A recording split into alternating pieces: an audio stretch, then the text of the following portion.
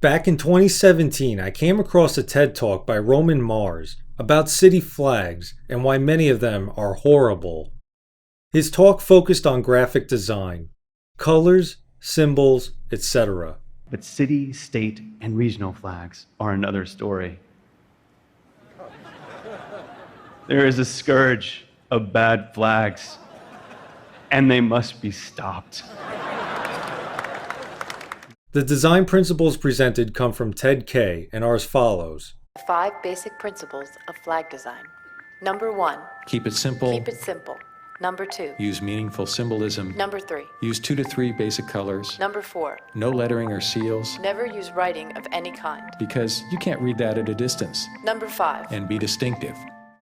So with all that said, I, like many viewers of that talk, began looking at city flags. One that was close to mind is for New York City, which was featured in the video here. So let's break it down.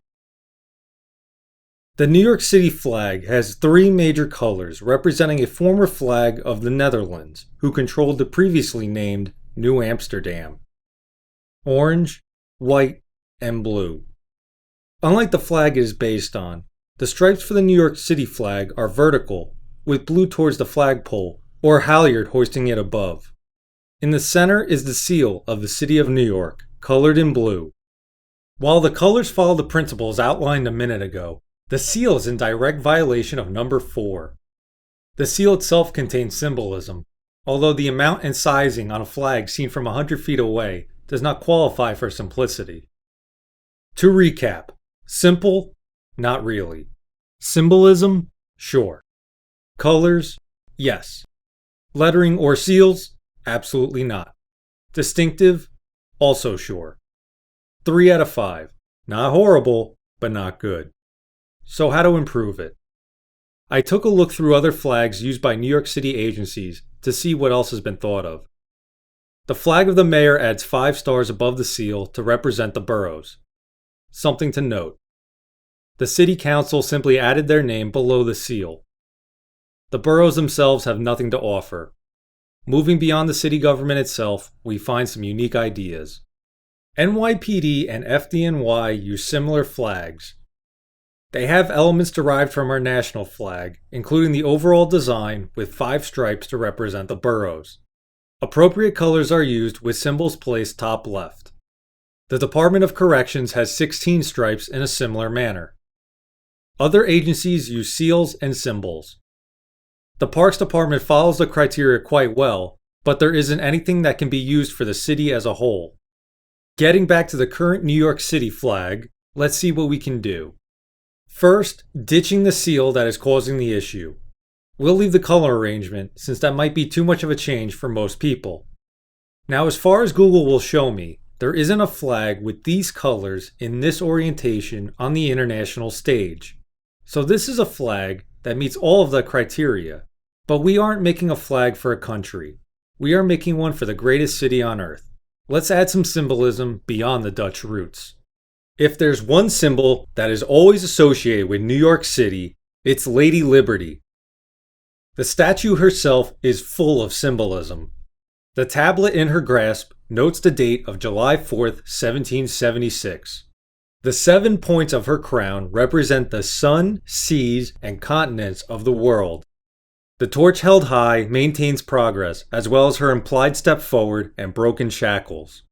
The more obvious and less specific of these symbols is the crown and torch. My first design uses these with a simplified torch placed in the center and the crown points arced above. Not bad.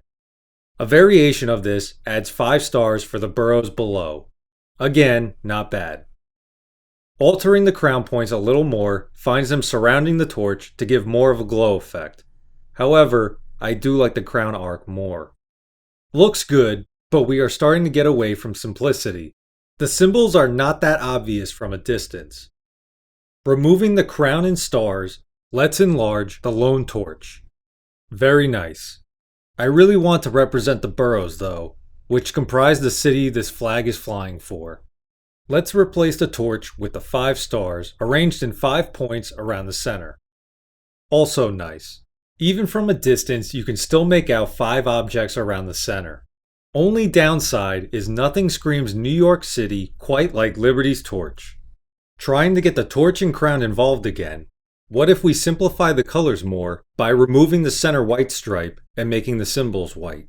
Going back through some of the previous iterations, here's the torch and crown alone on a dual color background.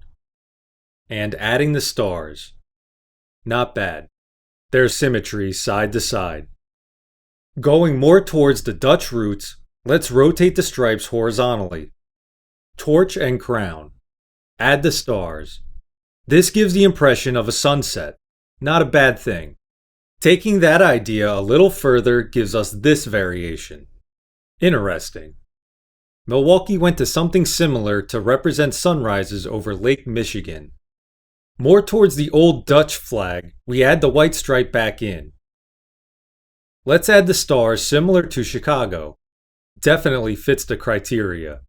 Changing up the color pattern some more, let's try an NYPD or FDNY style format. New York City played a major role in the formation of the United States. So this call to the national flag makes sense. Torch, crown. No stars needed since we are using the 5 stripes.